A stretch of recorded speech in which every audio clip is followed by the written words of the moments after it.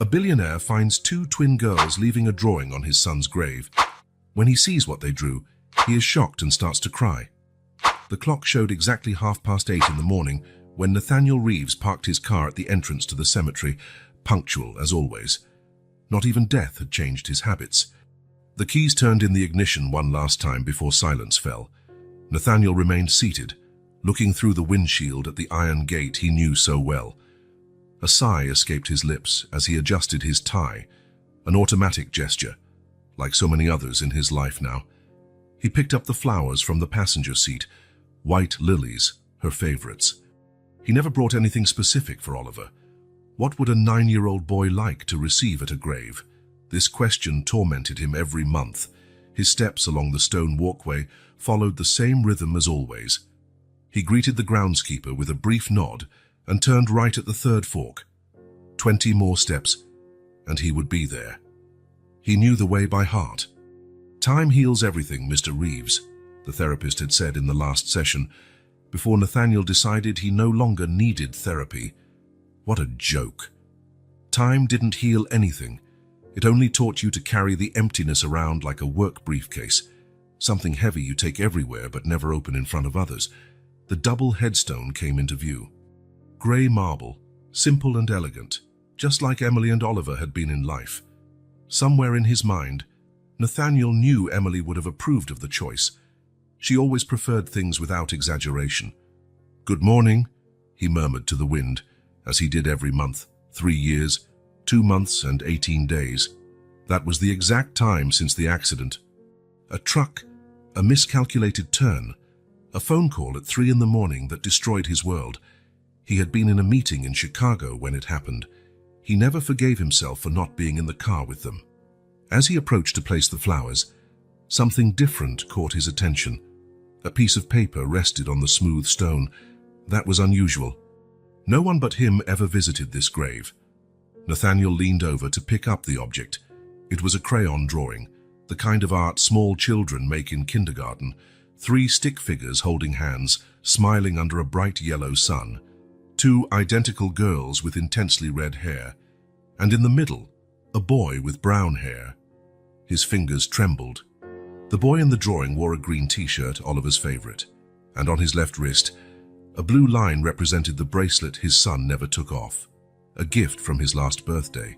That was when he heard soft, quick footsteps moving away. Nathaniel looked up and saw 2 small silhouettes turning behind a nearby tombstone. 2 identical girls with red pigtails, no older than 5, so small they could barely see over the lower headstones. "Wait!" The word escaped his mouth before he could think.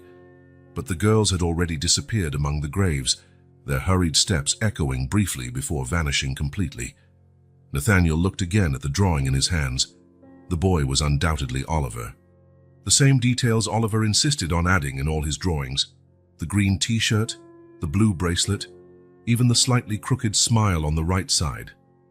How did such small children know his son in such intimate detail? Oliver had never mentioned any twin friends.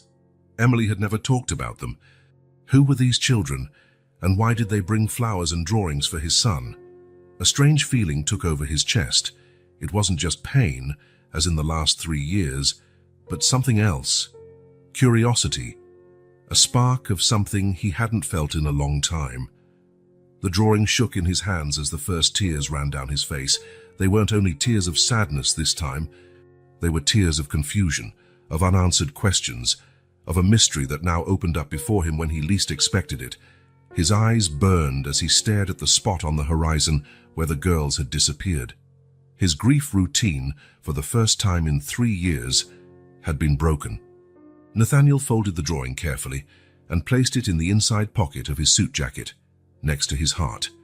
Something told him that his mechanical and empty life was about to change forever.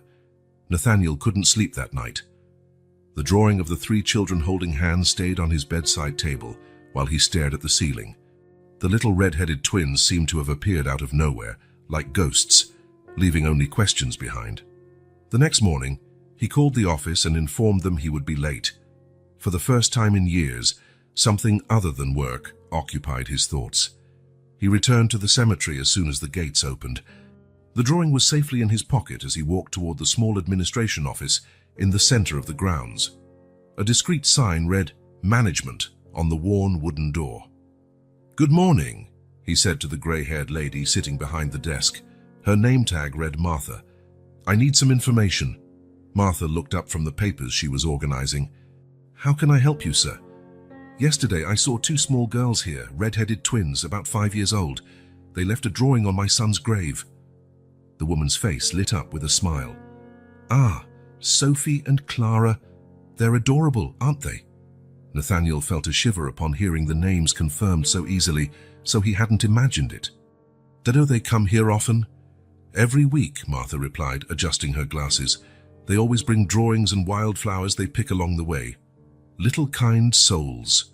Nathaniel hesitated before asking the next question. "Where do they come from? Who are their parents?" Martha's smile faded a bit. "They're from Hope Haven, the orphanage on Pine Avenue, 2 blocks from here. They don't have parents, poor things." An orphanage. The word hung in the air like a revelation. Oliver and Emily had never mentioned visits to an orphanage. Or had they? And he'd been too busy to listen. "Do you know the place?" Nathaniel asked. "Sure. Many children from there visit our cemetery. The director, Mrs. Eleanor, believes it helps with the grieving process. Some of them lost their parents recently." Martha studied him curiously. "Why the interest in the girls, Mr. Reeves, Nathaniel Reeves?" He took the drawing out of his pocket and unfolded it on the desk. "They drew my son. I want to understand how they knew him." Martha examined the drawing and her gaze softened. "I see. Hope Haven is open to visitors during the day. I'm sure Mrs. Eleanor can help you." Nathaniel thanked her and left. Sitting in his car, he looked at the address Martha had written on a piece of paper. The idea of going to an orphanage made him uncomfortable. What business did he have there? Wouldn't it be better to forget the whole thing? But he couldn't get the image of the 2 little girls out of his mind. He started the car and drove slowly through the city streets. Pine Avenue was a quiet, tree-lined road with well-preserved old houses. Almost at the end, he spotted a large Victorian-style brick building surrounded by a small garden. A carved wooden sign read, "Hope Haven, a home for children." Nathaniel parked but stayed in the car for a few minutes. He was about to step into a world he didn't know, for reasons he couldn't even explain to himself. What would he say? "Hello, I don't know your children, but they draw my deceased son." Finally, he mustered the courage and got out of the car. The stone path to the entrance was lined with well-tended flower beds.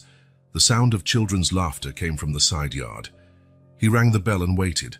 A woman in her 50s opened the door. Tall, calm with an upright posture. Brown hair streaked with grey pulled back into a simple bun. There was something in her expression that conveyed both authority and kindness. "May I help you?" she asked. "My name is Nathaniel Reeves. I'm looking for Mrs. Eleanor." "That's me. How can I help you, Mr. Reeves?" Nathaniel suddenly felt nervous.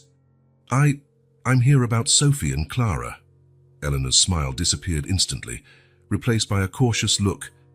"Do I know you?" "No. But..." He pulled out the drawing from his pocket. "They left this on my son's grave yesterday." Eleanor examined the drawing, and her face softened with recognition. She opened the door wider. "We'd better talk in my office, Mr. Reeves." Inside, the orphanage was surprisingly warm and inviting. Wide hallways, walls painted in soft colors, decorated with framed children's drawings. Nathaniel followed Eleanor to a room at the end of the corridor. "Please, have a seat," she said, indicating a chair in front of her desk. "The girls left this drawing at the cemetery." "Yes, on my son Oliver's grave. He passed away 3 years ago along with my wife." Eleanor nodded as if she already knew. "I'm sorry for your loss." "What intrigues me," Nathaniel continued, "is how children that young know my son.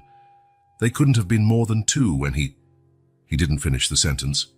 Eleanor folded her hands on the desk. "Sophie and Clara have been with us since they were babies. They were left at our door when they were just a few weeks old." There was a moment of silence. Nathaniel waited for her to continue, but Eleanor seemed to be considering how much she should reveal. "Did they know my son?" he insisted. "The drawing shows very specific details. The green shirt he loved, the blue bracelet. Did you come here out of curiosity, Mr. Reeves? The question caught him off guard. Yes, I suppose I did.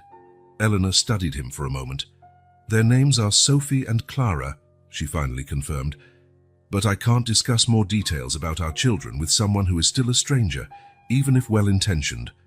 I hope you understand. Nathaniel felt a pang of frustration, but he nodded. Of course, I understand. As he rose to leave, he heard laughter coming from the garden through the open window. He stepped closer and saw a group of children playing. Among them, the two identical red-headed girls running hand in hand. They look happy, he commented. We do our best, Eleanor replied, standing beside him. Despite their circumstances, Nathaniel felt there was much more to this story than Eleanor was willing to share. Something connected his son to these girls, and he needed to find out what. May I come back another day? He asked. Eleanor hesitated before answering. Our doors are always open to those with good intentions, Mr. Reeves. On his way out, Nathaniel looked once more at the red brick building. The mystery of the twins and their connection to Oliver had only deepened. Something was hidden beneath the surface, something important that he needed to uncover. For the first time since the accident, Nathaniel felt a purpose beyond mere survival. 3 days went by before Nathaniel gathered the courage to return to Hope Haven. 3 days spent rummaging through drawers for clues about Emily and Oliver's activities that he might have missed. He found nothing. No photos, no mentions in schedules, nothing to explain their link to the twins.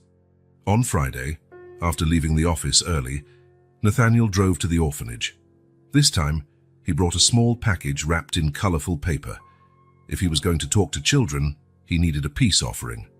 Eleanor answered the door, not looking surprised to see him again. Mr. Reeves, I thought you might return. I'd like to speak with them, if possible, Nathaniel said bluntly. Eleanor studied his face for a moment. Come in. The girls are in the recreation room. The orphanage interior seemed busier this time. Children of various ages moved along the corridors, some looking curiously at the visitor in suit and tie. Nathaniel felt out of place, like a penguin among brightly colored birds. Eleanor led him to a large room at the end of the hall. Toys organized on shelves, low tables with paper and crayons, and a circular rug in the center where several children played. In one corner, sitting together as always, the twins were busy drawing. Sophie, Clara, Eleanor called out. There's someone here who would like to talk to you. The girls looked up simultaneously. Their eyes fell on Nathaniel, and he saw immediate recognition in their green gaze. There was no doubt. They knew who he was. This is Mr. Reeves, Eleanor introduced. He found the drawing you left at the cemetery. Sophie, or maybe Clara. Nathaniel couldn't tell them apart, bit her lip nervously. The other held her sister's hand. May we talk a bit? Nathaniel asked, lowering himself to their eye level. The twins exchanged glances, having one of those silent conversations only twins seem able to have. Finally, one of them nodded. You can use the reading room, Eleanor suggested, pointing to a side door. I'll leave you to talk, but I'll be nearby if you need anything. The small room was lined with shelves full of children's books, and brightly colored beanbags were scattered on the floor. Nathaniel sat somewhat awkwardly on one of them, while the girls took another, still holding hands. I brought something for you, he said, offering the package. After another silent exchange of looks, the girl on the right took the gift and opened it carefully. Inside were 2 small sketchbooks and a box of crayons. Thank you, she said quietly. It was the first word Nathaniel heard from them. You're welcome. What are your names? I'm Sophie, answered the same girl. She's Clara, Clara waved shyly, still not letting go of her sister's hand. You made a really beautiful drawing, Nathaniel continued. The boy in the middle, that's my son, Oliver, isn't it? The 2 girls' eyes lit up at the mention of his name. Yes, Sophie exclaimed, suddenly excited. Oliver is our friend. Was, Clara corrected softly. He went to heaven. Nathaniel felt a tightness in his chest. How did you meet Oliver? He came here with Aunt Emily, Sophie answered. Aunt Emily, Nathaniel repeated, confused. The nice lady, Clara explained. She told us stories and brought cookies. And Oliver played with us, Sophie added. He was really nice. A wave of confusion washed over Nathaniel. Emily came to the orphanage, brought Oliver along. How had he never known about this? When did they visit? He asked, trying to keep his voice steady. Every Saturday, Sophie replied promptly. After lunch. Saturday afternoons. Nathaniel was usually at the office then, even on weekends. Emily would say she was taking Oliver to educational activities, and he never questioned it. He never asked for details. What did you do together? The twins grew animated at the question, gradually losing their initial shyness. We played hide and seek, said Sophie, and he read books to us, Clara added. Even when we didn't know the hard words. He drew really well, Sophie went on. He taught us how to make clouds using cotton on paper. And funny monsters using our hands, Clara chimed in, smiling as she made shadow shapes on the wall with her fingers. Every word was like a painful revelation to Nathaniel. They spoke of an Oliver he barely knew, a patient, creative boy, kind to younger children. A boy whose life had dimensions his own father had completely ignored. Aunt Emily said we were like Oliver's little sisters, Sophie commented simply. Clara nodded enthusiastically. He wanted us to live with you. Nathaniel felt as if he'd been punched. Oliver wanted the twins to be part of the family. Emily viewed the girls like daughters. You two are 5, right? He asked, doing the math quickly. Yes, we turned 5 last month, Sophie replied. That meant Emily and Oliver started visiting when the girls were just babies, years of involvement he knew nothing about. Oliver made this drawing for us, Clara said, pulling a folded piece of paper from her dress pocket. It was a simple drawing of 5 figures holding hands, a man, a woman, a boy, and 2 little girls, a family.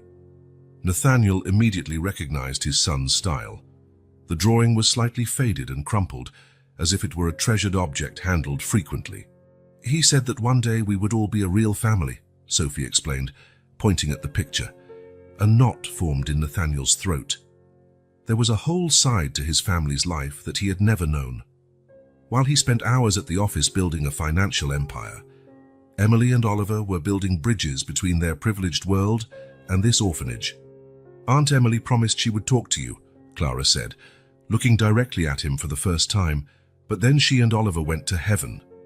Nathaniel couldn't hold back his tears, years wasted by being too busy, too distracted, too confident that he knew his family. Now 2 5-year-old girls were revealing an Oliver he had never really seen, a boy who dreamed of a bigger family, who had already chosen 2 little sisters. Are you sad? Sophie asked, tilting her head. A little, Nathaniel admitted, but I'm also happy to meet you both. The girls smiled shyly. We're happy too, Clara said. Oliver talked about you a lot. What did he say? Nathaniel asked, almost afraid of the answer. That you were really busy, Sophie replied innocently. That you worked a lot and didn't have time. He wanted you to play with him more, Clara added. But he said one day you'd have time for us too. Nathaniel wiped his eyes. For the first time, he realized how much he had lost by living on autopilot. His son had dreams and plans he never knew how to appreciate. I'm sure Oliver was right, he finally said, and, to his surprise, he realized he was speaking the truth. The sun was setting when Nathaniel parked in front of his house. The 3-story mansion, with its imposing facade and immaculate garden, looked more like a magazine photo than a home. He remained in the car for a few minutes, staring at the dark windows. Nobody waited for him inside. The twins' words echoed in his mind. He wanted you to play with him more. A simple truth, spoken with the brutal honesty only children possess. Finally, he found the strength to leave the car. The walk to the front door had never felt so long. Each step brought a new realization of how disconnected he had been from Oliver and Emily, even while they were alive. The house was silent as a tomb. Nathaniel turned on the lights, but the brightness only accentuated the emptiness. He set his briefcase on the entryway console. For the first time in years, he felt no urgency to review documents. His steps led him automatically to the bar in the living room. He poured himself a whiskey and took a long sip. The liquid burned his throat, but didn't ease the weight on his chest. Slowly, he began walking through the house as if seeing it for the first time. In the dining room, The large table for 12 had never hosted more than a few colleagues for formal dinners. Emily always wanted more casual gatherings with friends and family, but he always said he didn't have time for that sort of thing. In the spotless kitchen, there was only one mug in the sink, his lonely breakfast. Emily enjoyed cooking. She tried to make family meals on weekends, but he was frequently absent. Occupied with some urgent conference call, he climbed the stairs, still holding the whiskey. In the second-floor hallway, he stopped at Oliver's door. It was always kept closed. He took a deep breath and turned the knob. The room was exactly as Oliver had left it. The bed was made, toys were neatly on the shelves, and books lined up. It looked like a museum, not a 9-year-old's bedroom. Emily had kept everything in order, yes, but now Nathaniel realized the space was artificially perfect. Where were the signs of life, the marks of carefree childhood? His gaze fell on the desk. A box of colored pencils, some plastic dinosaurs, and a framed photo of the three of them, Oliver between him and Emily. Nathaniel picked up the photo. It had been taken on a summer vacation on the Amalfi Coast in Italy, 2 years before the accident. Oliver was smiling, but his eyes seemed distant. Nathaniel was looking at his phone, not at the camera. He opened the desk drawer and found school notebooks, electronic games, and at the bottom, a homemade photo album he had never seen. He sat on his son's bed and opened the album. The first photo stunned him.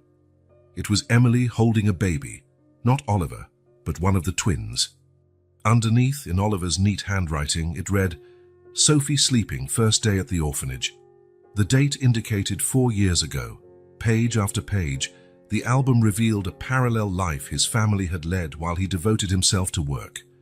Emily reading to children at the orphanage, Oliver helping decorate a Christmas tree with handmade ornaments, the twins taking their first steps, with Oliver clapping proudly, birthday parties, picnics, afternoons of painting.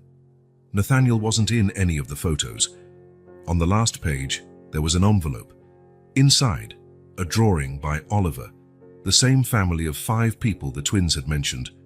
Below it, written in the uneven handwriting of a child, "My heart family.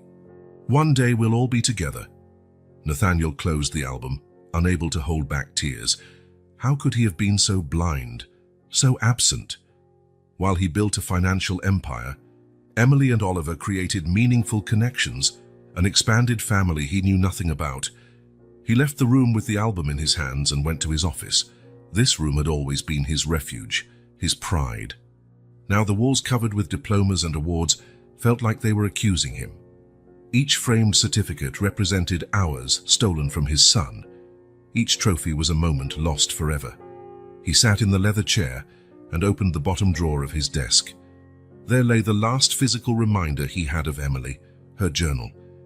He'd never had the courage to read it after her death, perhaps out of fear of what he might find. With trembling hands, he opened it to the last written pages. Nathaniel is getting more distant. Yesterday, Oliver stayed up until 10 to show his father the science project he won first place for. Nathaniel arrived at 11 and went straight to his office.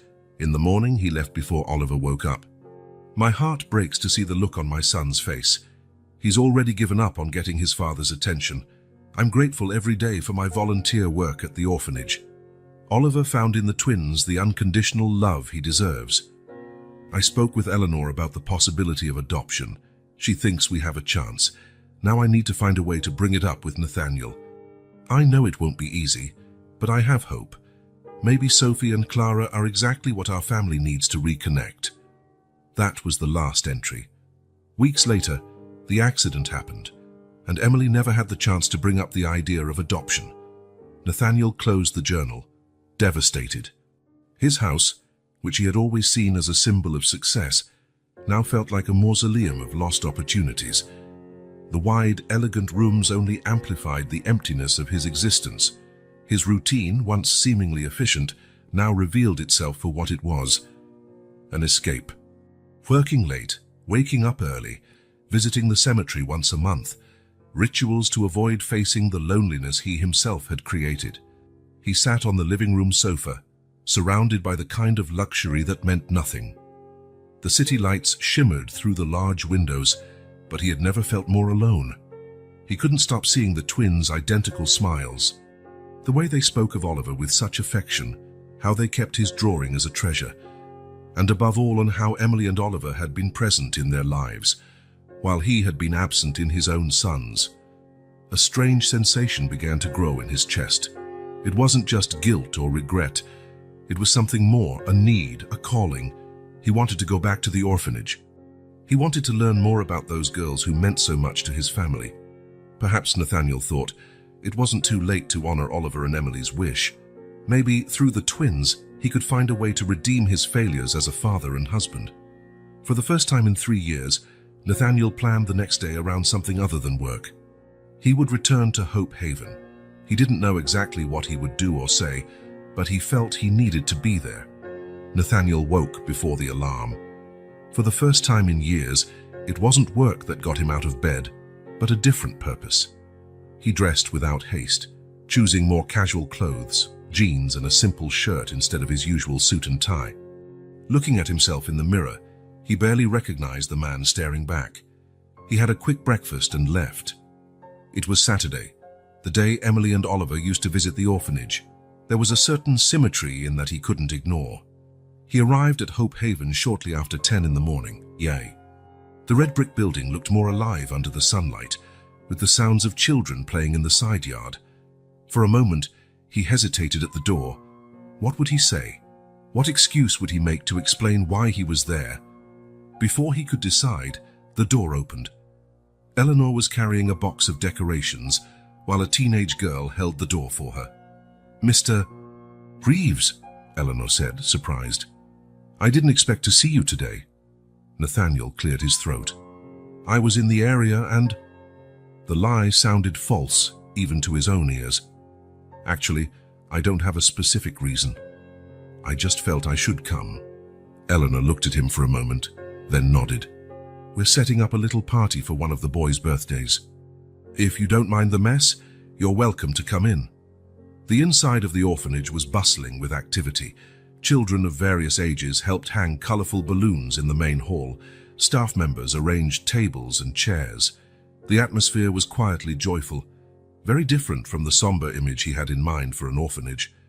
"It seems like a happy place," he commented, following Eleanor to her office. "We do what we can," she replied.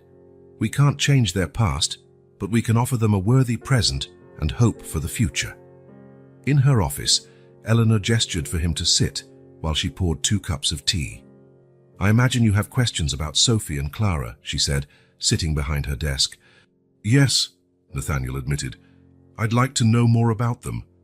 Eleanor sighed, as if deciding where to begin. "The girls arrived on our doorstep one rainy October night, almost 6 years ago. Someone left them outside, wrapped together in one blanket. No note, no information. They were just newborns." Nathaniel felt a pang in his chest, imagining 2 tiny infants abandoned in the dark. "Did you try to locate the parents?" he asked. "The police investigated, of course, checked local hospitals, but found no records of twin girls born during that period. Whoever left them here didn't want to be found. And since then, they've only had each other. And us, of course." Eleanor took a sip of tea. "They're extremely close, even for twins. Wherever one goes, the other follows. When one falls ill, the other refuses to eat until her sister gets better.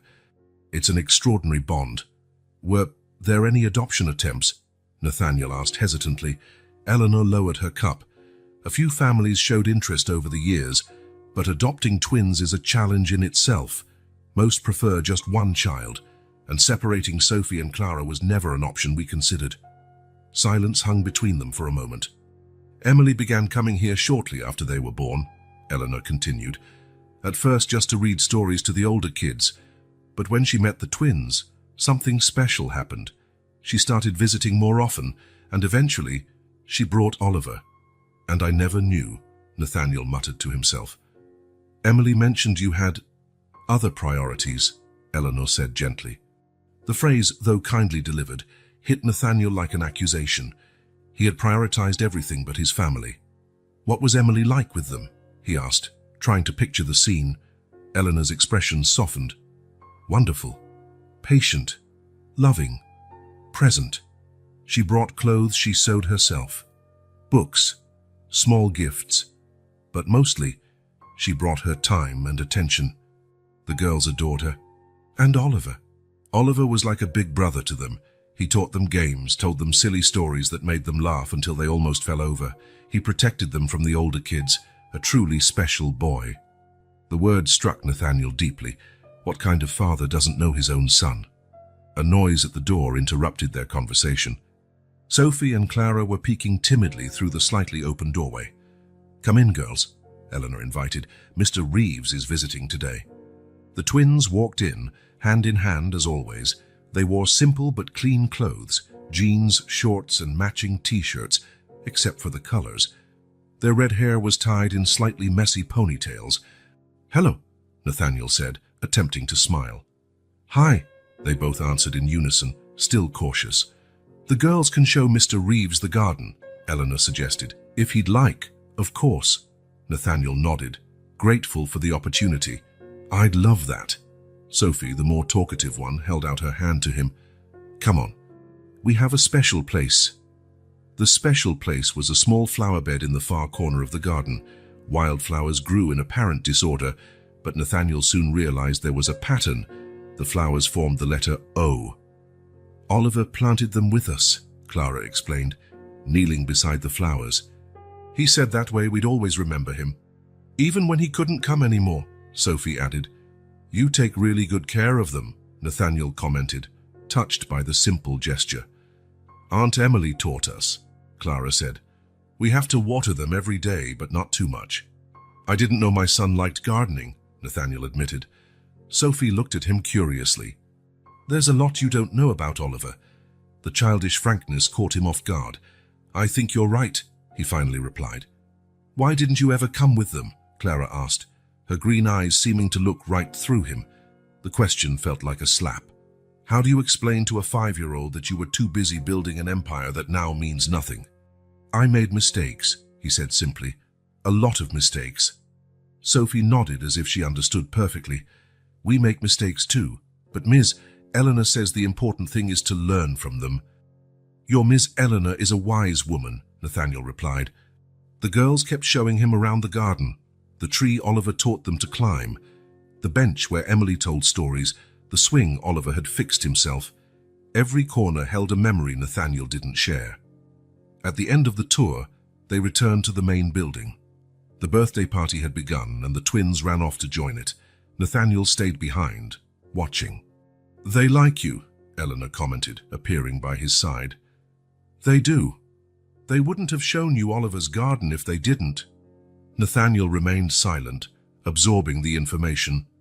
"They're special," he finally said. "Yes, they are," Eleanor agreed. "Just as Oliver was." Nathaniel felt an odd kinship with the twins. Children who started life with no one but each other. Now at 5, they still only had one another. No parents, no family. He had once had a small family, just Emily and Oliver. Now he had nobody else, just a vast empty house and a void no professional success could fill. "May I come back another day?" he asked, surprising even himself. Eleanor smiled slightly. "Our doors are always open, Mr. Reeves." As he left the orphanage, Nathaniel knew he would return. He had no idea what he was looking for there, or what he could offer 2 orphaned children. He only knew that, for the first time since the accident, he'd found something that made the emptiness less overwhelming. Visits to Hope Haven became part of Nathaniel's routine in the following weeks. It started with just Saturdays, then he added Wednesdays, leaving the office early, something unthinkable months before. His colleagues noticed the change, but no one dared to comment. The once predictable and methodical Nathaniel Reeves had become an enigma. Mr. Reeves, the board scheduled a meeting for Wednesday at 4:00. Rebecca, his longtime assistant, informed him one morning. Nathaniel hesitated for only a second. "Reschedule it for Thursday, please." "But, sir, Mr. Peterson is coming all the way from Chicago and—" "Thursday, Rebecca," he repeated with an undeniable firmness. "I have an unbreakable commitment on Wednesday." The unbreakable commitment was to help set up new bookshelves in the orphanage's reading room. Nathaniel never imagined he'd rather spend an afternoon assembling furniture than closing $1 million deal, but that was exactly what was happening. At first, he only observed the twins from a distance, exchanging a few words occasionally. The girls, in turn, studied him curiously, as if trying to decide whether he was truly trustworthy. There were awkward silences when neither party knew what to say. Then, on a rainy Wednesday, Eleanor asked for help fixing a broken shelf in the library. Nathaniel, who had never been particularly skilled with tools, he always hired people for any repairs at home, surprised himself by agreeing immediately. "You're holding it wrong," Sophie said, appearing beside him as he struggled with a screwdriver, trying to tighten a particularly stubborn screw. "Really?" Nathaniel asked, trying not to smile at the little figure with crossed arms and a serious expression. "How should I hold it?" "Like this," Clara explained, positioning herself on the other side. "You need to grip closer to the tip and turn with force, but not too much. Oliver taught us," Sophie added with a hint of pride in her voice. The mention of Oliver still hurt like a fine needle in his heart, but it was a different pain now. There was a bittersweet pleasure in hearing about his son from the twins' perspective. It was like discovering pieces of a puzzle he never knew existed. "Oliver could fix things?" he asked, genuinely curious. His 9-year-old son fixing things. "He fixed the swing in the garden when the chain broke," Sophie said proudly. "And the door on Ms. Eleanor's cabinet that made that squeaky noise," Clara added, imitating the sound of a rusted hinge with perfect comedic timing. "He helped Mr. Frank paint the fence last summer," Sophie continued. "He got covered in white paint. Aunt Emily got mad at us, but then she laughed." Nathaniel nodded, absorbing another facet of his son he never knew, Oliver, the little handyman. Who would have guessed? He'd always pictured Oliver following in his footsteps in the business world, not realizing his son had completely different talents and interests. With the twins' technical supervision, he finally secured the shelf. The sense of accomplishment over such a simple task was surprisingly satisfying. Unlike closing a major deal, there was something tangible, immediate, about seeing his work done. "You two are good helpers," he said, putting the tools back in the box. "We can help you with more stuff," Sophie offered eagerly. "We know how to do lots of things," Clara confirmed with a solemn nod, and that's how it started. Small projects around the orphanage, a chair with a loose leg, a dripping faucet, a torn curtain. Nathaniel discovered he enjoyed working with his hands, especially with the twins around, telling endless stories about Oliver and Emily. During these moments, the girls would unknowingly reveal more about the life his wife and son led when he wasn't there, how Emily brought homemade cookies and let the girls help decorate them with colorful icing, how Oliver created elaborate treasure hunts through the orphanage hallways, hiding small treats for the younger kids. Each story was a revelation, a window into a parallel life that took place while he was locked in meeting rooms, a life filled with laughter, kindness, and small adventures that now existed only in the twins' memories. On a particularly sunny Saturday, Eleanor suggested a picnic in the orphanage garden for all the children. Nathaniel arrived early, bringing fruit and juices he had bought along the way. As he helped lay out blankets and organize the children into groups, he noticed that many of them didn't have proper outdoor shoes, just worn slippers or sneakers that were too tight. On Monday, he arrived with dozens of new pairs of sneakers in various sizes and styles. "We're not in need of charity, Mr. Reeves," Eleanor said upon seeing him unload the boxes from his imported car. "This isn't charity," he replied, not pausing in his task. "It's a practical necessity. How can they run and play without proper footwear? Consider it an investment in fewer scraped knees and fewer ER visits." Eleanor studied him for a moment, then smiled slightly, accepting the practical explanation. "Well, when you put it that way, thank you." The twins were thrilled with their new shoes, jumping and twirling through the garden like tiny whirlwinds of energy. Sophie chose a purple pair with pink laces, while Clara preferred a light blue pair with silver stars. Nathaniel watched them from the porch when Clara tripped on a tree root and fell, scraping her knee on the concrete path. Before he realized what he was doing, he was already at her side, kneeling on the ground to check the injury. "It's not too bad," he said, gently cleaning the dirt away with a handkerchief from his pocket. "Just a little scrape. It'll heal soon." Clara looked at him with big, teary green eyes. "It hurts." "I know," he answered softly, surprised by his own tenderness. "Do you know what Oliver did when he got hurt?" The girl shook her head, lower lip trembling slightly. "He took 3 deep breaths and said, 'The pain is already going away.'" Nathaniel didn't even know where that memory had come from. A forgotten afternoon in the park, Oliver at 5, a scraped knee, Emily cleaning the wound, while he, Nathaniel, tried to calm their son. Clara inhaled deeply once, twice, 3 times. "The pain is already going away," she repeated, almost like a spell. And she smiled, a small smile that lit up her freckled face. Something happened inside Nathaniel at that moment, a warmth he hadn't felt in a long time, a connection he thought lost forever. He laughed, a surprising sound even to himself. He couldn't remember the last time he had truly laughed, lightly, without the weight of loss crushing his chest. Visiting the orphanage became the highlight of his week. Nathaniel started finding excuses to show up more often. A special book delivery for the library, a quick visit to check on a repair he'd done, an extra dessert from a French bakery he'd happened to buy. Rebecca, his assistant, was perplexed by the changes in his schedule, the rescheduled commitments, the delegated meetings. Nathaniel Reeves, the man who never missed a meeting for anything, now said things like, "It can wait until tomorrow, and handle it without me this time." "Are you all right, Mr. Reeves?" she dared to ask on a particularly atypical day, when he announced he'd be leaving at 3 in the afternoon. "Never better, Rebecca," he replied, realizing it was true. At the orphanage, he helped with the simplest tasks, reading stories, supervising homework, playing hide-and-seek.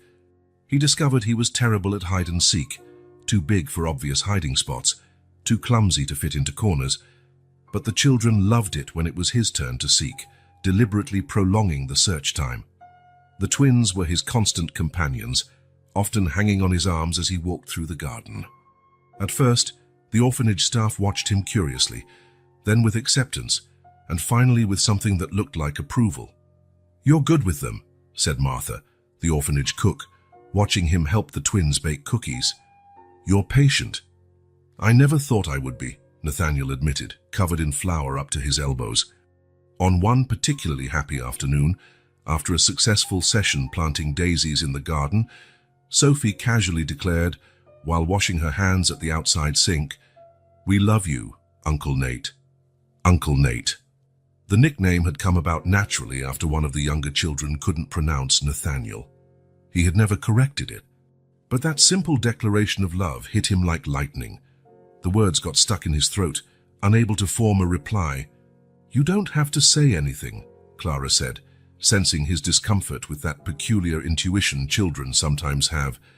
"We just wanted you to know." That night, driving home under a starry sky, the twins' statement echoed in his mind. Love, a word he hadn't heard directed at him in so long. A responsibility he wasn't sure he was ready to accept. As he approached his upscale condominium, panic began to set in. What was he doing? Forming bonds with abandoned children, allowing himself to become emotionally involved. What if he couldn't give them what they needed? He had failed as a father once before. He hadn't been there for Oliver when it mattered.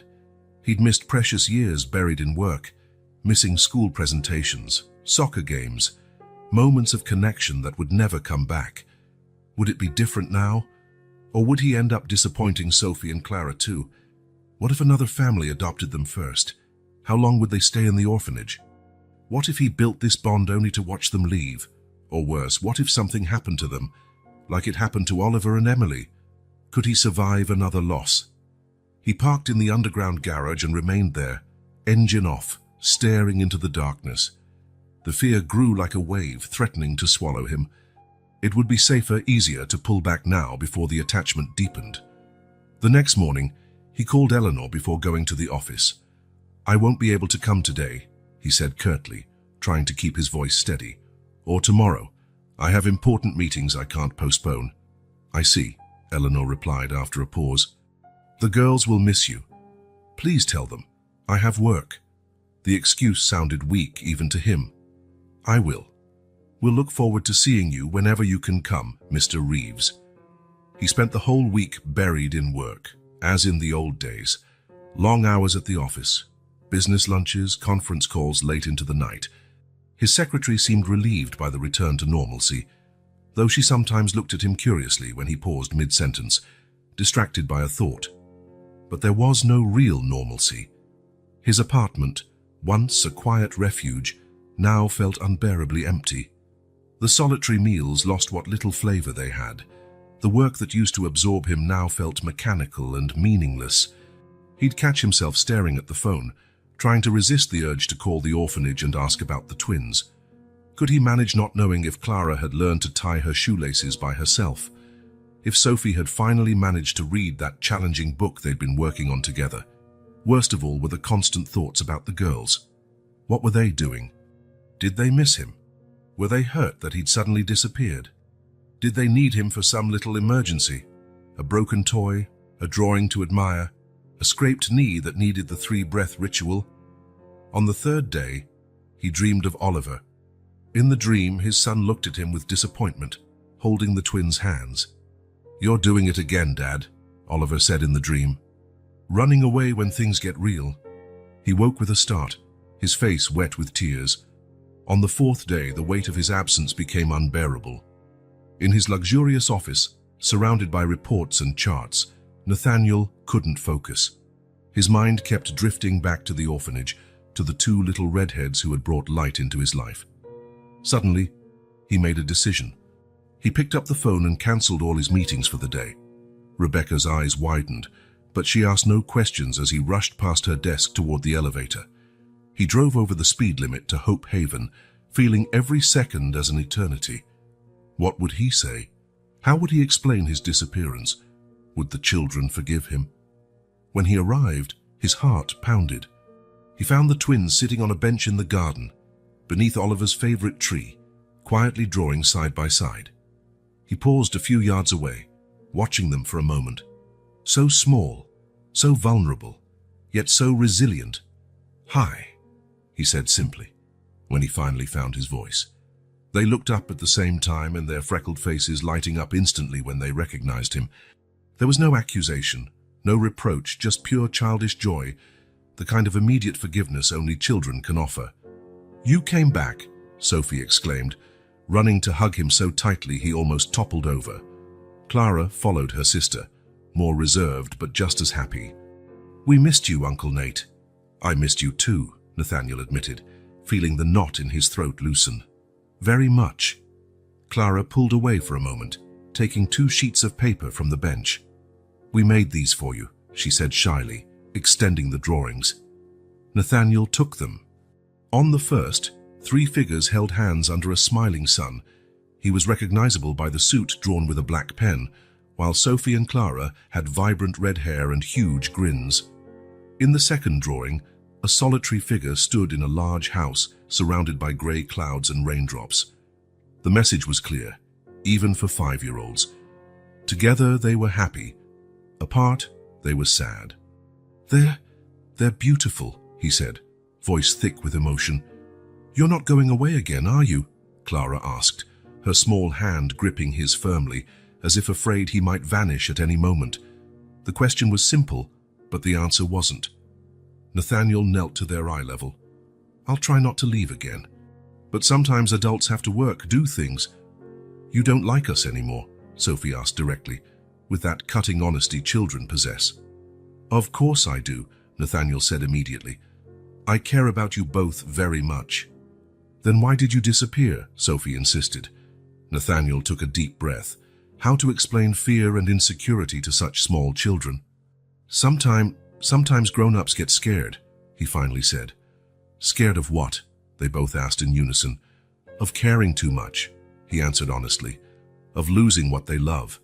The girls exchanged looks, having another silent twin conversation. "That's silly," Sophie declared at last. "If you're scared of losing it, is it better not to have it at all?" The child's wisdom hit him hard. Wasn't that exactly what he was doing, avoiding connections out of fear of suffering again? "You're right," he admitted, smiling despite the tears threatening to spill. "It's really silly." The girls dragged him back into their routine as if he had never left. They showed him new drawings, the books they were reading, the flowers they had planted. Life regained its colors and sounds. Later, while the twins were having their afternoon snack, Nathaniel looked for Eleanor in her office. She received him with a look of both relief and caution. "They've been making those drawings every day," Eleanor commented. "They hoped you would come back so they could give them to you in person." Nathaniel nodded, feeling a fresh wave of emotion. "They're really special." "They missed you a lot," Eleanor said bluntly. "They asked about you every hour, every day." "I know I disappeared without explanation," he began. I understand your fear," Eleanor interrupted gently. "Becoming attached means becoming vulnerable. It's easier to stay distant or protected, especially after the loss you've suffered." "It's also new to me," he confessed, running a hand through his hair in frustration. "I never thought I'd feel this way again, that I'd care so much. I don't know what I'm doing, what I'm feeling. No one really knows in the beginning," Eleanor replied with a compassionate smile. "Not even those who haven't endured a loss like yours, but avoiding these feelings doesn't make them any less real. It only deprives us of the chance to experience them." Nathaniel nodded, her words echoing inside him. "The girls need you," Eleanor went on, "and if I may say so, you seem to need them as well." He couldn't deny it. His attempt to stay away had only shown him how important the twins had become in his life. Without them, his days felt cold and empty again. Just mere existence without purpose. "I can't promise I won't mess it all up," he finally said. I'm not exactly a great role model as a father." "No one's asking you to be perfect," Eleanor replied. "Just to be present. The rest, you'll figure out together." That night, as he left the orphanage, Nathaniel looked up at the lights shining in the windows of the old brick building. Somewhere inside, two little twins were probably already in their pajamas, maybe telling each other stories before sleep. He made a silent promise to himself. He wouldn't run away anymore. He didn't know where this road would lead, but he was willing to find out. Step by step, day by day, he was ready to learn how to live, to feel, to connect again. For the first time in a long time, the drive back home didn't feel so lonely. Rain pounded against the mansion's windows as Nathaniel walked through the silent corridors. His footsteps echoed on the wooden floors, reminding him how alone he was in that immense space. Almost 2 months had passed since he found the twins at the cemetery, and his life had completely changed. He stopped in front of Oliver's bedroom door. Although he visited the orphanage regularly now, something held him back from going through his son's belongings, as if keeping them untouched might somehow keep part of him alive. But tonight, something felt different. Maybe it was the storm, or Sophie's casual comment earlier that day about how Oliver used to say she drew almost as well as he did. Nathaniel realized he had never truly looked at his son's drawings, not attentively. He turned the doorknob and stepped inside. The room was exactly as before, except for a fine layer of dust gathering on the surfaces. He walked to the bookshelf where several labeled boxes contained Oliver's schoolwork over the years. He grabbed a box labeled with his son's final school year and sat on the bed. Inside, colorful folders separated the subjects. At the bottom, he found a hardcover notebook he didn't recognize. It didn't look like schoolwork, it was more personal, like a journal or sketchbook. The first page contained only Oliver's name and a date, 3 months before the accident. Flipping through it, Nathaniel found drawings that surprised him with their quality. His son had talent, something he too, consumed by meetings and reports, had never noticed. The early drawings depicted landscapes, animals, and scenes from school. But as he went on, a recurring theme appeared. 2 small girls, clearly identical, with red hair in messy pigtails, Sophie and Clara. In one drawing, the twins were playing with blocks in what looked like the orphanage's recreation room.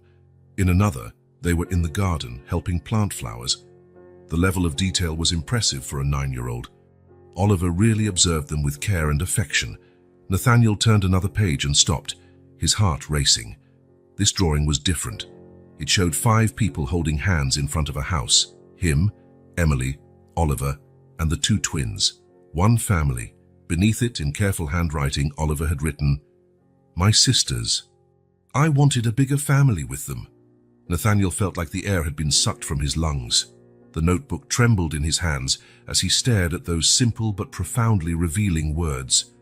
Oliver hadn't just liked the girls, hadn't just enjoyed playing with them during orphanage visits. He saw them as sisters. He wanted them to be part of the family.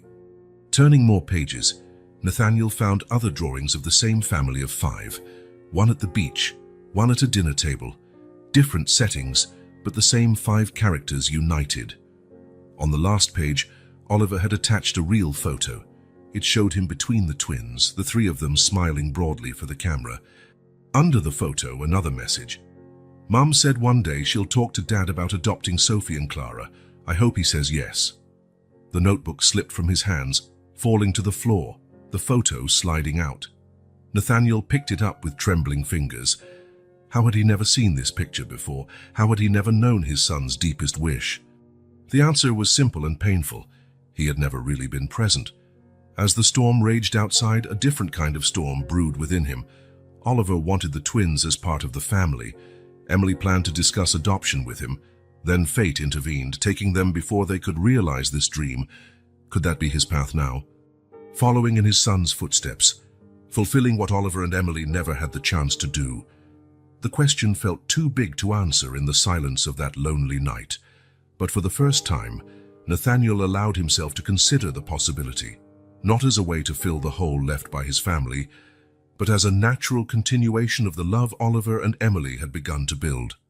He looked again at the photo in his hand. 3 smiling faces, 3 entwined lives. Perhaps, he thought, there was still time to honor that connection in the way his son would have wanted. Morning came bright and promising after the previous night's storm. Nathaniel woke up early, Oliver's notebook resting carefully on his bedside table. He hadn't slept much, but he felt strangely energized, as if a major decision had been made in the deepest part of his being. During breakfast, he called Rebecca and announced he would be taking a few days off. She was momentarily speechless. In 15 years of work, Nathaniel had never taken unplanned time off. "Is everything okay, sir?" she finally asked, genuinely concerned. "Everything is great, Rebecca," he replied with a lightness that surprised both of them. "I've just realized there are things more important than contracts and meetings." He drove to the orphanage with the windows down, feeling the fresh morning air. Oliver's notebook lay on the passenger seat, a silent passenger guiding his journey. When he parked in front of Hope Haven, he felt a certainty he hadn't experienced in years. He was exactly where he needed to be. The children were having breakfast when he entered. The twins spotted him first, their little faces lighting up the moment they recognized him. "Uncle Nate!" they shouted in unison, running toward him, ignoring the caretaker's protest that they should finish eating first. Nathaniel knelt down to greet them, hugging them tightly. Something had changed after seeing Oliver's drawings. The affection he felt for the girls now seemed validated, as though he'd received a posthumous blessing from his son. "I came to spend the day with you," he announced to the twins' delight. "If Miss Eleanor allows it, of course." Eleanor, who was watching from the kitchen door, nodded with a small smile. "The girls have class this morning, but they'll be free after lunch." "Perfect. Can I help with anything until then?" Eleanor seemed momentarily surprised by the offer. "Well, we're reorganizing the library. An extra pair of hands would be helpful." And so the morning flew by with Nathaniel sorting books, fixing small damages, and assembling new shelves. He worked happily, feeling useful in a way he wasn't used to. In the corporate world, his worth was measured by billion-dollar mergers and strategic acquisitions. Here, it was the librarian's smile when a shelf was finally level, or the children's excitement at easily finding their favorite books. After lunch, the twins dragged him outside to show the new sprouts in the flower bed they had planted together. Sophie talked non-stop, describing each plant with the seriousness of a budding botanist. Clara, quieter, simply held his hand firmly, as if afraid he might disappear if she let go. "What do you two want to do today?" Nathaniel asked, sitting on the bench beneath Oliver's favorite tree. The twins exchanged conspiratorial looks. "Can we go to the park?" Sophie asked. "A real park, not just our garden." The request caught Nathaniel off guard. Taking the girls outside the orphanage was something he hadn't considered. Would it be allowed? Did he have the right to do so? We need to ask Miska Eleanor, he replied carefully. To his surprise, Eleanor not only agreed but seemed to approve. It would be wonderful for them to have a different afternoon, she said, signing the permission slip. Just have them back by dinner time at 6. The municipal park was only a few blocks from the orphanage. They walked hand in hand, the twins between him, Nathaniel shortening his long stride to match their quick little steps. They passed store windows, people hurrying on the sidewalk, a world the girls seldom experienced. Does everyone live in houses? Clara asked, observing the buildings around them. Most do, Nathaniel answered. Some people live in apartments, which are like small homes inside big buildings. Then why is that person sleeping on the sidewalk? Sophie asked, pointing at a man curled up in tattered blankets outside a closed shop. The innocent question caught him off guard. How do you explain social inequality to a 5-year-old? Not everyone has a home, he finally said. Some people face difficulties and end up living on the streets. Like us, who don't have a home, Clara asked softly. Nathaniel stopped, kneeling to meet their eyes. No, not like you. You have Hope Haven. You have a bed, food, people who care for you. That's a home. But it's not a family, Sophie noted, with the disarming wisdom of a child. Nathaniel felt his heart clench. No, it's not a traditional family. But, he hesitated, unsure how to continue. But what? Clara asked. But family isn't just about who lives in the same house, he finished, finding the right words. Family is people who care for each other, who protect each other, who love each other. The twins considered his statement with the serious attention children give to big philosophical ideas. So, are you our family now? Sophie asked, quite directly. Her question hovered between them like a delicate bubble. Nathaniel felt a knot in his throat. I care for you both very much, he answered honestly, and I'll always protect you if I can. That seemed to satisfy them for the time being. Clara smiled and took his hand again. Let's go to the park. The rest of the afternoon was pure joy. The twins ran across the grassy fields, tried every swing and slide, amazed by their freedom. Nathaniel watched, feeling a mix of happiness and a certain sadness. Why had he never brought Oliver to this same park? Why had he wasted so many moments like this, buried in work that now seemed so unimportant? When Clara slipped and scraped her knee lightly, she ran straight to him for comfort. Nathaniel cleaned the wound with a handkerchief, applied a band-aid he now always kept in his pocket, a lesson learned since the day they got new shoes, and soothed her gently. Remember what we do when we get hurt? He asked. Clara took 3 deep breaths. The pain is already going away, she recited, then flashed a brave smile. Nathaniel felt something expand in his chest, certainty, purpose. They returned to the orphanage in time for dinner, as promised. The twins wouldn't stop talking about their adventure at the park, describing every detail to the other children as if they'd been to a faraway country. Nathaniel watched from the doorway, feeling both part of the scene and like an outside observer. Did he belong here? Could he truly become part of this world? When the girls went off for their baths, he sought out Eleanor in her office. The director didn't look surprised to see him. They seemed to have had a wonderful afternoon, she commented, inviting him to sit. It was enlightening, Nathaniel replied, choosing his words carefully. I wanted to talk to you about something important. Eleanor folded her hands on the desk, waiting patiently. I've discovered something recently, he continued, pulling Oliver's notebook from his bag. My son. He saw Sophie and Clara as sisters. Apparently, he and Emily had discussed the possibility of adopting them. Eleanor didn't look surprised. Emily mentioned it a few times. She was waiting for the right moment to talk to you about it. Then the accident happened, Nathaniel said, feeling the familiar sting of loss, though now less raw, more like an old scar that sometimes aches with the weather. Yes. Silence settled between them for a moment. How does the adoption process work? He asked at last, the words coming out with difficulty. Eleanor studied him closely. It's a complex process, Mr. Reeves. It involves social worker evaluations, home visits, financial reviews, background checks. It takes time. Time isn't an issue, Nathaniel replied quickly. nor our resources. Say it's not about money or influence, Eleanor gently interrupted. It's about stability, commitment, emotional capacity to raise two children who have already experienced abandonment. The system needs to be sure you not only want this, but that you're prepared to be a father. The word father weighed heavily on Nathaniel's father. He had failed so completely at that role before.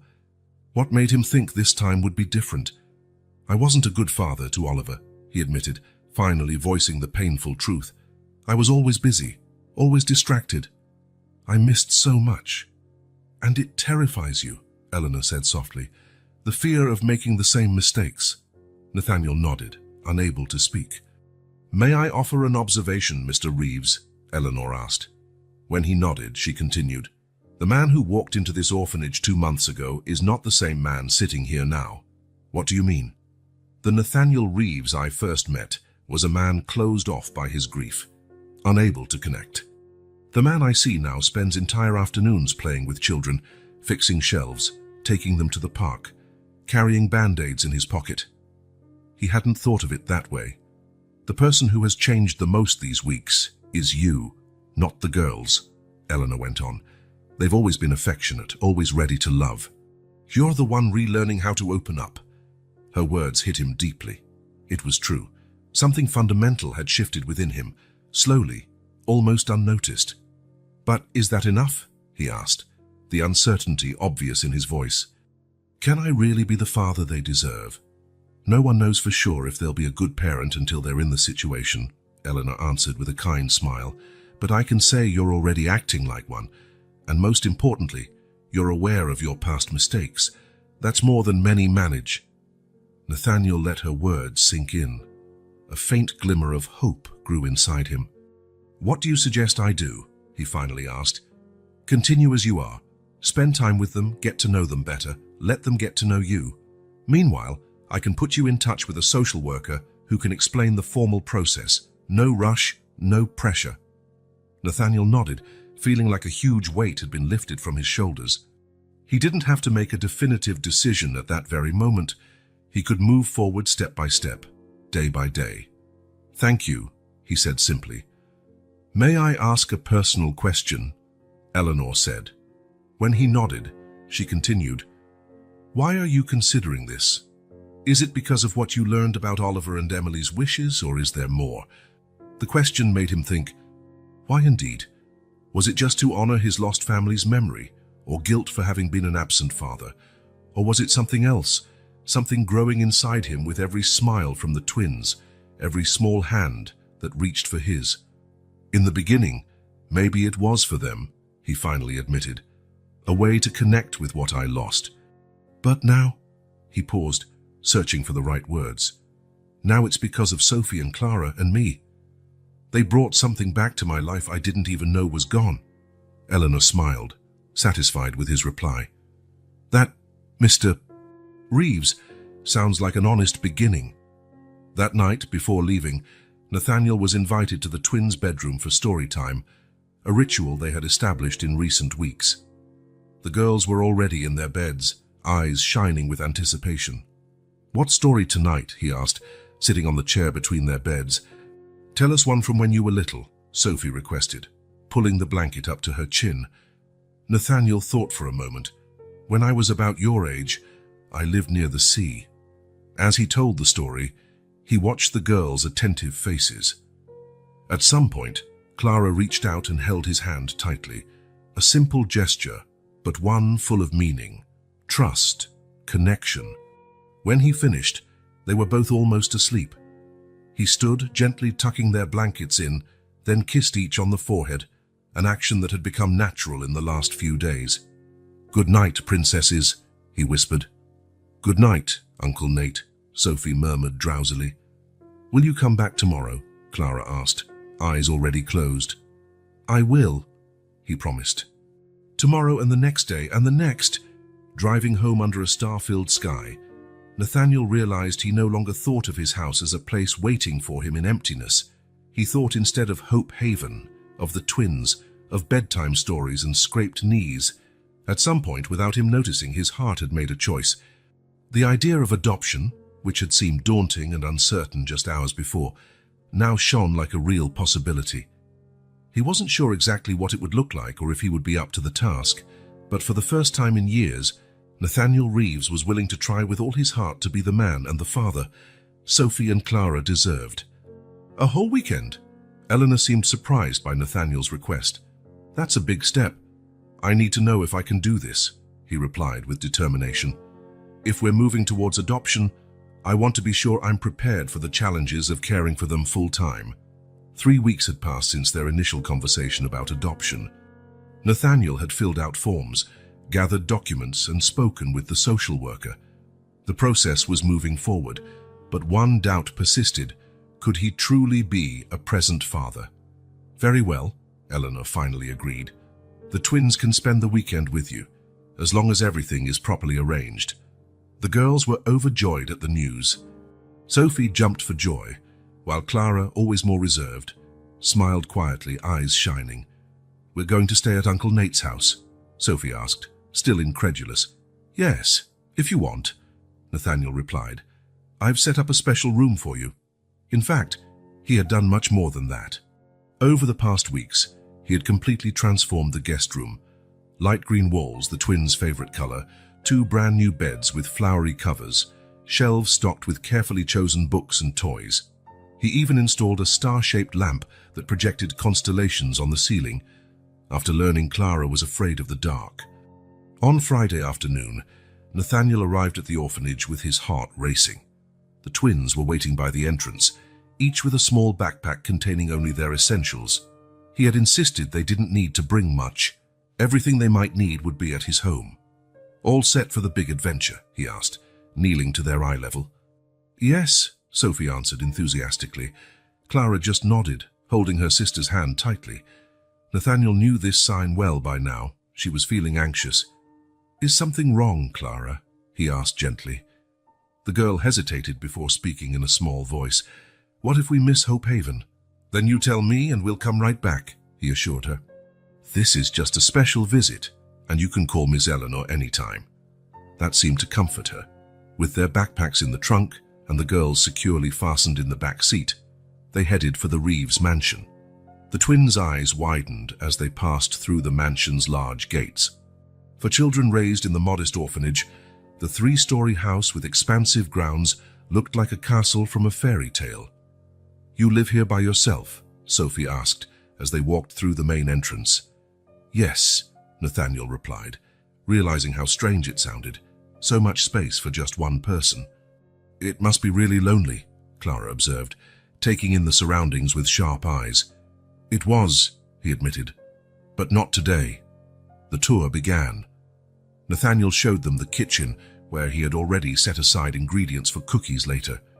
The living room with the big TV he rarely used. The backyard, where he'd set up a small, colorful tent for them to play in. Finally, they reached the room he had prepared.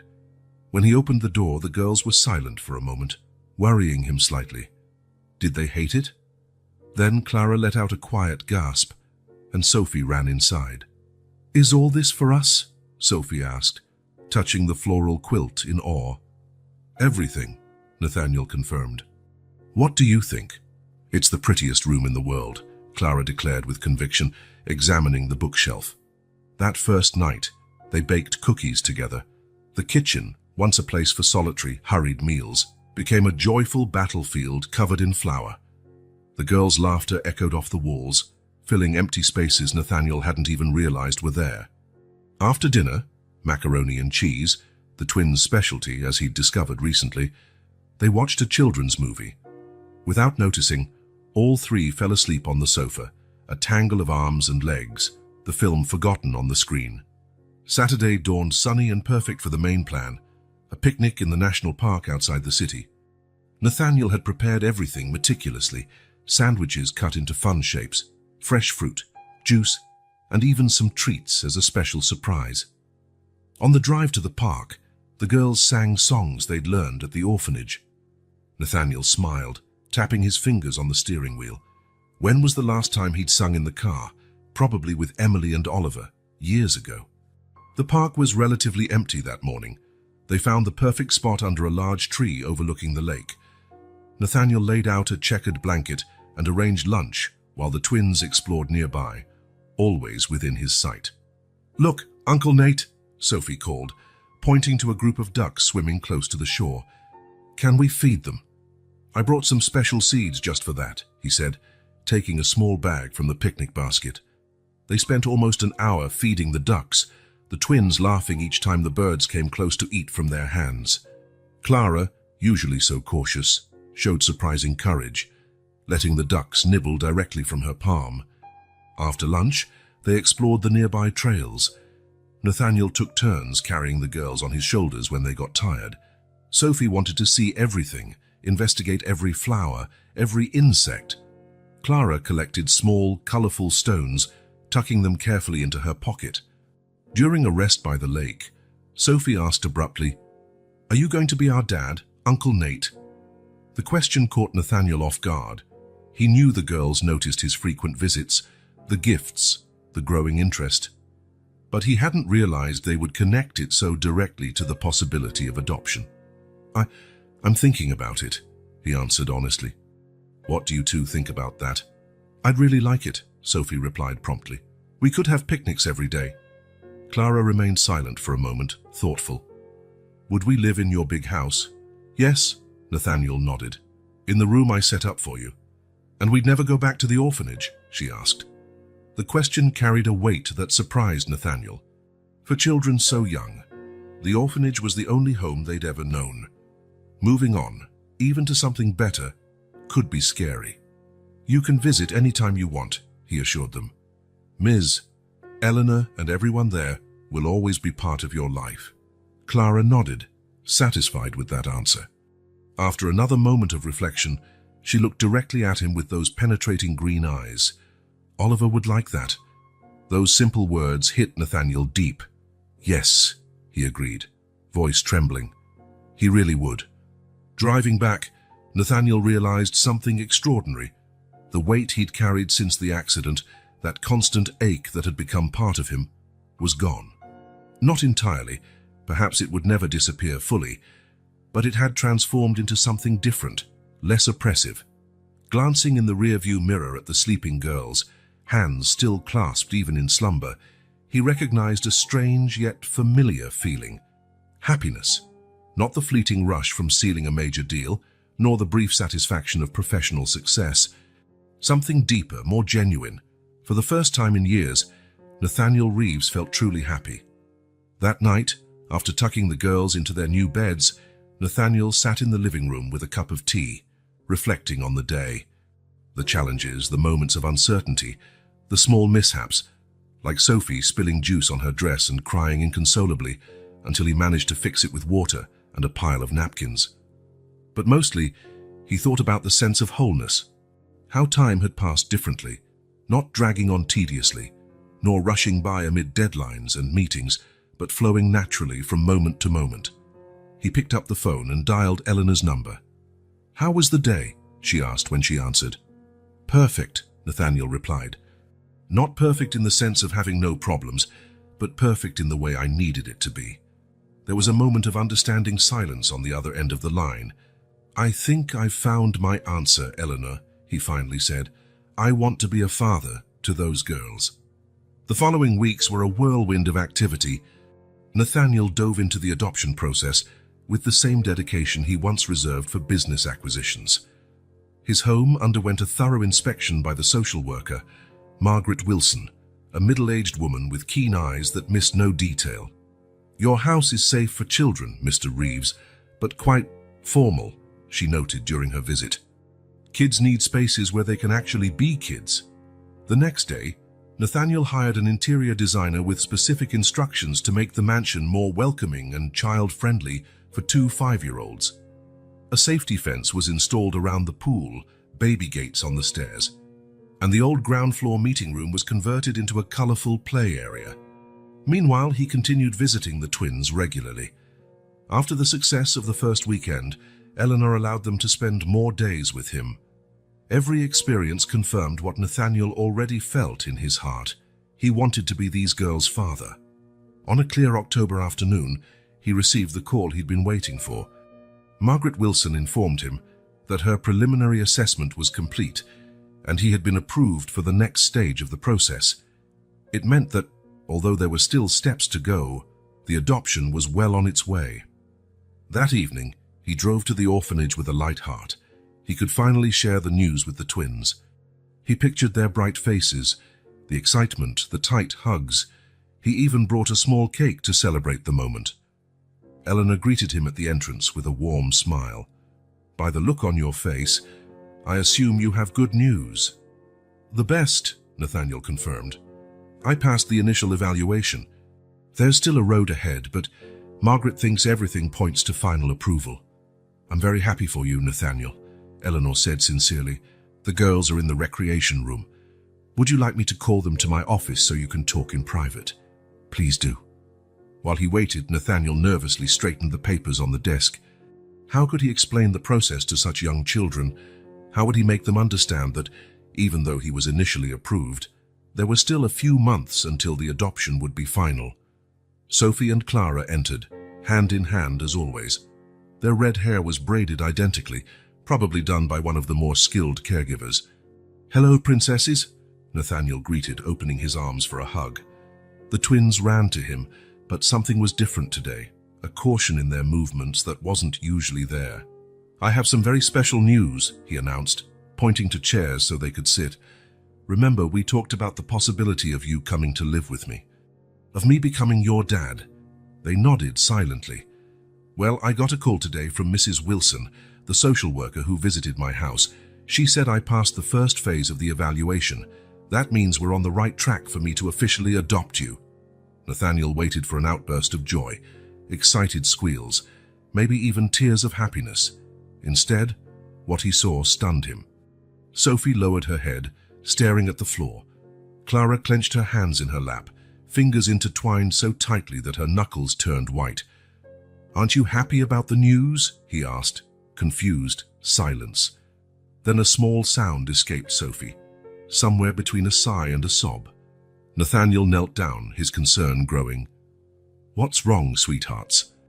You can tell me how you feel." Clara finally spoke, her voice barely a whisper. "We've heard that before." "What do you mean?" Sophie lifted her face, eyes glistening with tears. "Last year," she explained, "a couple used to visit us.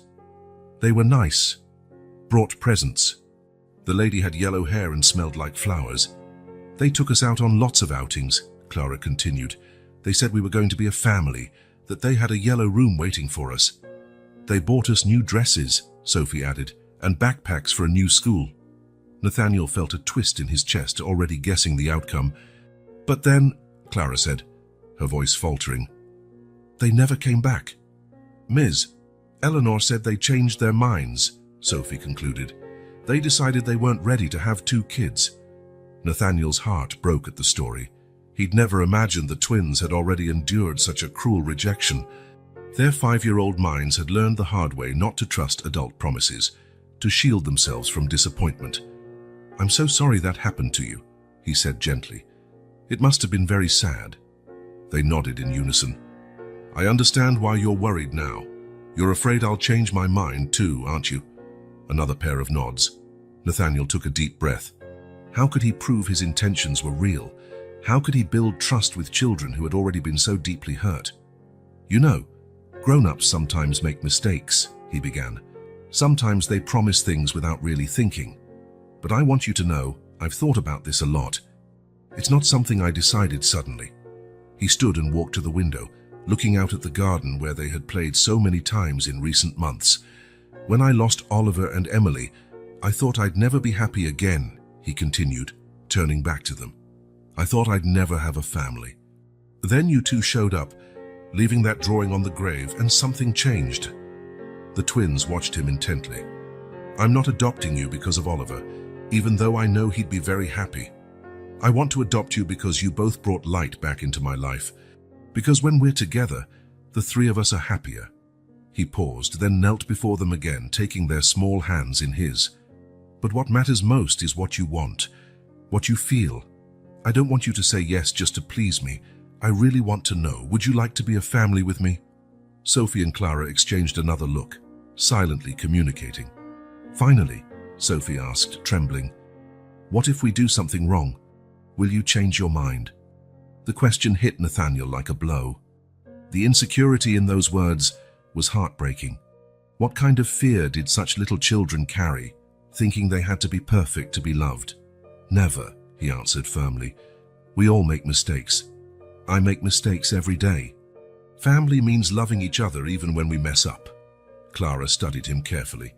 "You promise you won't give up on us?" "I promise with all my heart," Nathaniel said. "I'm here to stay, no matter what."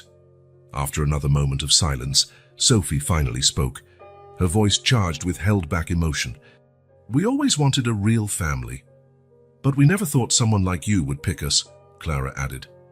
"Someone like me?" Nathaniel repeated, puzzled. "Yeah," Sophie confirmed. "Someone important, with a big house and nice clothes." "We thought only babies got chosen by people like that," Clara explained. Nathaniel felt tears sting his eyes. "Sophie, Clara, that breaks my heart. You are both amazing just the way you are. Anyone would be lucky to have you as daughters." A tiny tear slipped down Sophie's freckled cheek. Clara, ever the protector, wrapped an arm around her sister's shoulders. "So," Nathaniel continued, "will you accept? Would you like to be my daughters? To become a family together?" The twins exchanged another glance. Then, simultaneously, they nodded. "Yes," Sophie replied, a small smile forming. "Yes," Clara echoed, her voice gaining confidence. Nathaniel opened his arms, and the girls rushed into his embrace. They stayed like that for a long moment, a hug sealing a promise, a new beginning, a family reborn from the ashes of loss. When they finally pulled apart, Nathaniel smiled, wiping away his tears. "Well, I think we have something to celebrate, right? I brought a special cake." The girl's eyes lit up. "Cake?" Sophie asked, suddenly more animated. "Chocolate cake," Nathaniel confirmed. Clara, usually so reserved, gave a small leap of joy. "Our favorite." As they walked to the kitchen, hand in hand, Nathaniel felt a deep peace. He knew the road ahead wouldn't be easy. He would have to earn the girls' trust day by day, proving with actions rather than words that his choice was final. But for the first time since losing Emily and Oliver, the future no longer looked like a barren horizon. It looked like a promise, a path lit by the chance to love again.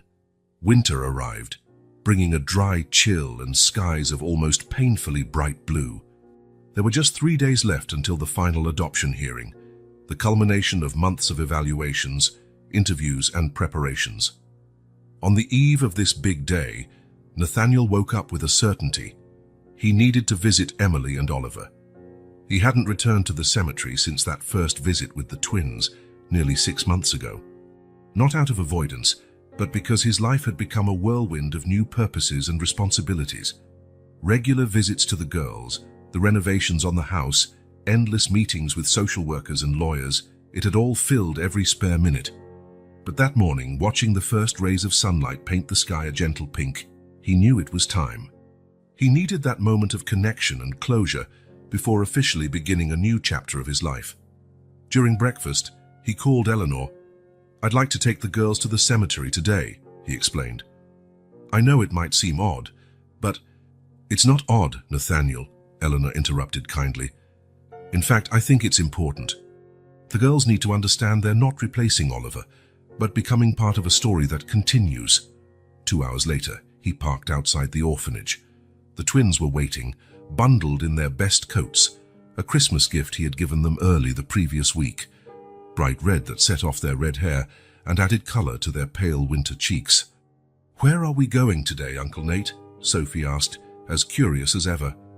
Nathaniel knelt down to straighten their scarves against the cold. "I thought we could visit a special place. The place where I first saw you both, remember? The cemetery where Oliver and Emily are." The girls exchanged a glance. It wasn't the fun outing they might have expected on a Saturday morning. "Can we bring flowers?" Clara asked after a moment. Nathaniel smiled, touched by her sensitivity. "Of course we can. What kind of flowers should we bring?" "Daisies," Clara answered promptly. Oliver said they were Aunt Emily's favorites. Nathaniel's heart tightened at hearing that small detail he hadn't known. How could these little children know details about his own wife that he had forgotten or never noticed? They stopped at a florist on the way. The girls chose white daisies for Emily and sunflowers for Oliver, because he was bright like the sun, Sophie explained with a wisdom far beyond her 5 years. The cemetery was quiet that Saturday morning. Only a few solitary visitors walked among the tombstones, their figures dark against the thin layer of falling snow. Nathaniel held the twins' hands as they made their now familiar way to the Reeves family plot. As they approached, he felt a constriction in his chest, not the searing pain of before, but a gentle melancholy, like a distant echo of something that once tore him apart. The twins squeezed his hands at the same time, as if sensing his emotion. "It's here," he said, stopping in front of the grey marble headstone bearing Emily's and Oliver's names. The girls let go of his hands and moved closer with reverence, placing the flowers carefully at the foot of the stone. Clara arranged the daisies with meticulous precision, characteristic of her. Sophie remained silent, a rare state for her. "Hello, Oliver. Hello, Emily," Nathaniel began, feeling oddly calm. "I brought some special visitors today." Sophie took a step forward. "Hi, Oliver, we miss you. Thank you for the flowers you helped us plant. They're still pretty in the garden." Clara stayed quiet, gently tracing the letters of Oliver's name on the cold stone. "I came to thank you," Nathaniel continued. "For a long time, I thought I'd lost everything, that I'd never feel joy again." He paused, letting his tears flow freely. "But you led me to these 2 wonderful girls. Sophie and Clara brought light back into my life, and in 3 days, they'll officially become part of our family." Sophie looked at him with wide, attentive eyes. Clara kept tracing the letters of Oliver's name. "I want you both to know I'll never forget you. I'll never stop loving you. But I've learned that the heart can hold infinite love. I can love Sophie and Clara without diminishing in any way the love I have for you." A cold wind ruffled the girl's hair. Clara finally stood, pulled off her small backpack and took out a folded sheet of paper. "We made a drawing," she said softly, "for Oliver and Aunt Emily." Nathaniel watched as Clara carefully unfolded the paper and placed it under a small stone so the wind wouldn't blow it away. It was a typical children's drawing, a blue sky, a yellow sun, green grass. But what caught his attention were the central figures. A tall man, clearly him, identified by a suit drawn in pen, holding hands with 3 children, a boy with brown hair and 2 identical red-headed girls. Above them, 2 figures floated on clouds, a woman with long hair and a boy, both with wings. "This is our new family," Sophie explained. "But Oliver and Aunt Emily are still watching over us up in heaven." Nathaniel felt the air leave his lungs. The purity of that picture, the effortless acceptance only children manage when facing complex realities, it all hit him at once. "It's beautiful," he managed to say after composing himself. "Do you think they liked it?" Clara asked, worried. "I'm sure they did," Nathaniel replied, hugging her. "It's the perfect gift." They stayed a few more minutes. Nathaniel told Emily and Oliver about preparing for the girls, the changes in the house, plans for the future. He spoke as if they could hear, as though they were part of this new phase. When the wind began picking up, hinting at a change in the weather, Nathaniel knew it was time to leave. "I think we should go, girls. It's getting colder." Sophie and Clara nodded, giving one last look at the grave and the drawing they had left. "Bye, Oliver," Sophie said. "We'll come back to tell you what's new." "Take care of Aunt Emily," Clara whispered. "I learned a new piano song. I'll play it for you next time." As they walked back to the car, Nathaniel realized that something inside him had changed. Previous visits to the cemetery left him shattered, devastated by grief. He would go home feeling empty, drained of all energy. This time, however, he felt surprisingly light. Not that the pain was gone, some part of it would always remain, but it was no longer at the center of his existence. It no longer defined who he was. "Uncle Nate," Sophie asked, interrupting his thoughts. "After Monday, can we call you Dad?" The question caught him off guard. The girls rarely spoke so directly about the upcoming adoption. "If you want to, yes," he answered carefully, "but you don't have to if you're not ready. We can stick with Uncle Nate for now. Sophie nodded, thinking it over. Clara, beside her, seemed to be reflecting in her usual serious way. I think I'll call you Dad, Sophie finally decided, but only after Monday when it's official. Me too, Clara agreed. Because then we'll be a real family. We're already a family, Nathaniel gently corrected. The paperwork just makes official what we already feel in our hearts. When they arrived home, not just his home now, but theirs, Nathaniel watched the girls run inside to their fully decorated bedroom. He heard their laughter echoing through halls that had been silent for so long. The mansion, once cold and impersonal as a museum, had transformed. Children's drawings hung on the walls. Toys were scattered in the living room. Small shoes lined the entrance. Colors, sounds, life. While making hot chocolate in the kitchen, listening to the girls chatter upstairs, Nathaniel thought about the strange path his life had taken. He never would have guessed, on that terrible day over 3 years ago when he got the news of the accident, that he could ever feel joy again. Emily and Oliver had left a void that would never be completely filled. No one could replace them, nor was that the intention. But Sophie and Clara weren't replacements, they were additions, new lights in a house darkened for too long. And for the first time since the accident, Nathaniel felt he was truly starting over, not erasing the past nor trying to recreate it, but building something new from its foundations, honoring Emily and Oliver's memory in the most meaningful way, by living a full life, rich with love and purpose. And as he carried the steaming mugs upstairs, he heard Sophie say to Clara, "We're going to be happy here, aren't we?" And Clara's soft answer, "I think we already are." Nathaniel paused, taking a deep breath to steady his emotions. Yes, he thought, they already were.